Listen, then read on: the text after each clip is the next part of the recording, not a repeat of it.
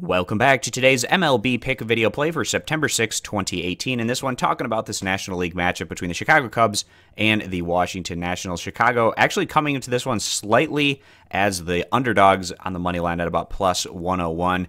And two teams that are in very different spots right now. So the Cubs, they're trying to lock up the NL Central Division title. They have a lot of incentive to go out and win these games. They're at 82 and 57 overall, and they have the Milwaukee Brewers and the St. Louis Cardinals that are within striking distance. So the Cubs trying to keep their space and win every single game that they possibly can, in comparison to the Washington Nationals, who, with the trades that they've made, have signaled that they're in a situation where they know they're not, at least in terms of probability, likely to make the postseason. At this point, they're 2 games below 500 at 69 and 71 overall. Washington might go into a situation where they start rebuilding or reloading. We'll see how that plays out in the offseason, but certainly a very disappointing year for this Nationals organization in 2018. 7.5 games back right now of the Atlanta Braves, which isn't an insurmountable lead, but based on how we've been seeing this Washington squad play, they're coming off back-to-back losses to close out their prior home series against the Cardinals.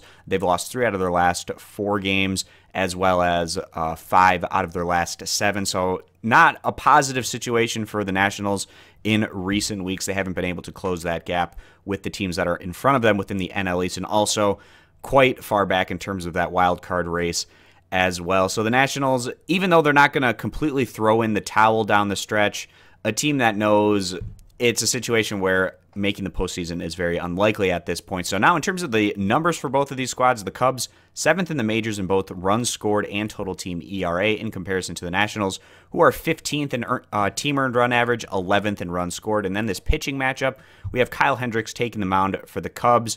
He was effective again in his last outing, went 6 innings on the road against the Phillies, giving up 6 hits, 1 earned run, 2 walks to 4 strikeouts. Over his last 10 starts overall, the Cubs have gone on to win 8 of those contests. Hendricks, he's made 28 starts on the year, sitting on a 3.77 ERA and just a 1.21 whip. So he's been pretty effective within this rotation, in comparison to Strasburg, who has been in and out of the lineup. He's made 17 starts this season, and he hasn't been dominant. He's sitting on a 4.09 ERA with a 1.19 whip.